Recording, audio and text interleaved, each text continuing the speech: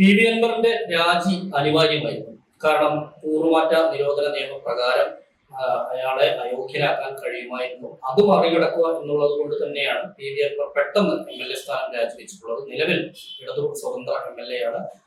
തൃണമൂൽ കോൺഗ്രസിന്റെ സംസ്ഥാന കോർഡിനേറ്ററായി മാറിയതോടുകൂടി തൃണമൂലില് പാർട്ടിയിലേക്ക് പോയതോടുകൂടി അയാളുടെ ആ സ്ഥാനം MLA സ്ഥാനം അയോഗ്യതയുടെ നിഴലിലായിരുന്നു. അത് മറികടക്കുക എന്നുള്ളത് വേണ്ടിയിട്ടാണ് ഇപ്പോൾ രാജിവെച്ചിട്ടുള്ളത്.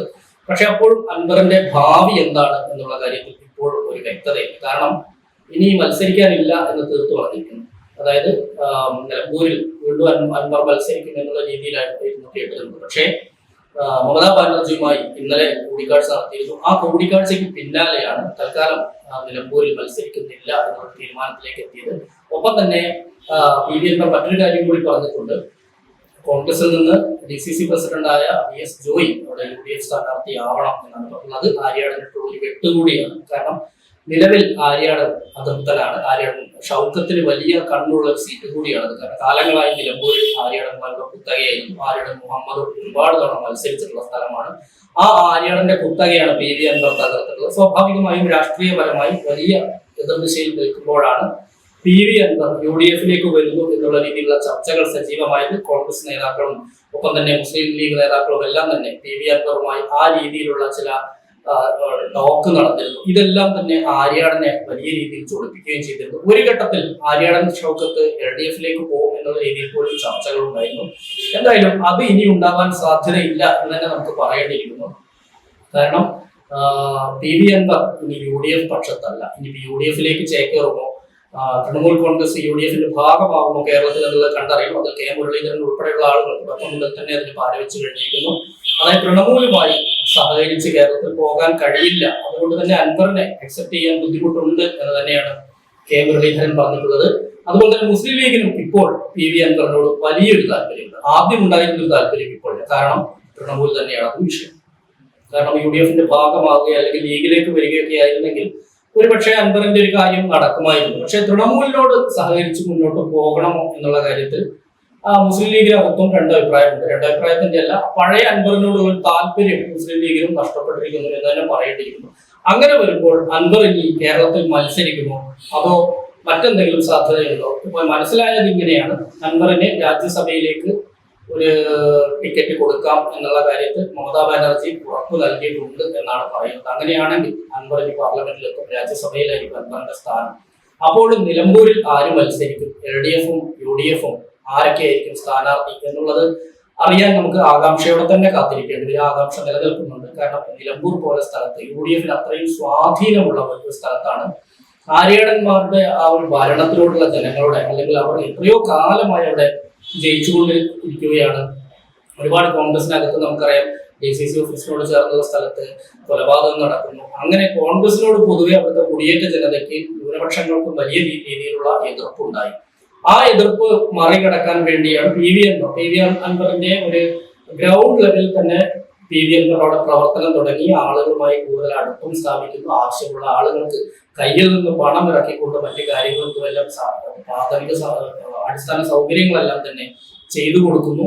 അപ്പോഴും അൻവറിന്റെ നിയമലംഘനങ്ങൾ മറ്റൊരു ഭാഗത്തുണ്ട്. അത് നമുക്ക് മറക്കാൻ കഴിയില്ല. അത് കക്കാടംപൊയിലെ വാട്ടർ തീം പാർക്ക് ആണെങ്കിലും, കക്കാടംപൊയിലെ റിസോർട്ട് ആണെങ്കിലും, ചീങ്കണ്ണിപ്പാലിയിലെ തടയണയാണെങ്കിലും, കക്കാടംപൊയിൽ റിസോർട്ടിനോട് ചേർന്നുള്ള തടയണയാണെങ്കിലും ഇതെല്ലാം തന്നെ പൊളിക്കുന്നതിനും ഇതിലൂടെ എല്ലാം തന്നെ നടപടി സ്വീകരിക്കുന്നതിനും സംസ്ഥാന സർക്കാർ കോടതി ഉത്തരവുണ്ടായിട്ട് പോലും പി വി അൻവറിന്റെ കൂടെ സംസ്ഥാന സർക്കാർ, അതായത് പിണറായി സർക്കാർ നിൽക്കുന്നത് നമ്മൾ കണ്ടതാണ്. അത്രത്തോളം പി വി അൻവറിനെ പ്രൊട്ടക്ട് ചെയ്യുകയും LDF ഉണ്ടായിരുന്നത്. സ്വർണ്ണക്കടത്തുമായി ബന്ധപ്പെട്ടുകൊണ്ടുള്ള വിവാദം അത് ആദ്യം ഈ ശശിക്കെതിരെയും പിന്നെ പിണറായി വിജയനെതിരെയും അൻവർ തിരിഞ്ഞതോടുകൂടി LDF ഒപ്പം തന്നെ സൈബർ പൈതാളികരായ ഒരു സംഘം ആളുകളും അൻവറിനെതിരെ തിരിഞ്ഞു. നമുക്കറിയാം അൻവറിനെ കടന്നലിന്റെ രാജാവ് എന്നൊക്കെയാണ് അറിയപ്പെടുന്നത്. കേരളത്തിലെ പ്രധാനമായും നമ്മുടെ സോഷ്യൽ മീഡിയയെ ഇത്രത്തോളം മലീമസമാക്കുക, അല്ലെങ്കിൽ മാധ്യമങ്ങളെയും മാധ്യമ പ്രവർത്തകരെയും കേട്ടാൽ അറയ്ക്കുന്ന രീതിയിലുള്ള അസഭ്യം പറഞ്ഞു വളർന്ന ആളാണ് പി വി അൻവർ.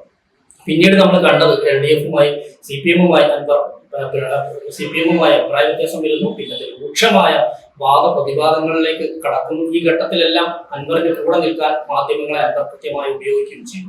അതായത് ഒരു ഘട്ടത്തിൽ മാധ്യമങ്ങൾ അൻവറിനെതിരെ തിരിഞ്ഞു. അടുത്തത് ആ കടിച്ച പാമ്പിനെ കൊണ്ട് തന്നെ വിഷമുറപ്പിക്കാൻ കഴിവുള്ള ഒരു രാഷ്ട്രീയ നേതാവാണ് താനെന്ന് തെളിയിക്കുകയായിരുന്നു പി വി അൻവർ ചെയ്തത്. അങ്ങനെ ആ മാധ്യമങ്ങളെയൊപ്പം കൂട്ടുന്നു. രാവിലെ അവരുടെ കൂടെ ബ്രേക്ക്ഫാസ്റ്റ്, മാധ്യമപ്രവർത്തകരുടെ കൂടെ ബ്രേക്ക്ഫാസ്റ്റ്, ലഞ്ച് മാധ്യമപ്രവർത്തകരുടെ കൂടെ, ഡിന്നർ മാധ്യമപ്രവർത്തകരുടെ കൂടെ. ഇങ്ങനെ ഒരു ചായ കുടിക്കണമെങ്കിൽ പി വി അൻവറിന് മാധ്യമപ്രവർത്തകർ വേണം എന്നുള്ള രീതിയിലേക്ക് കാര്യങ്ങൾ എത്തി.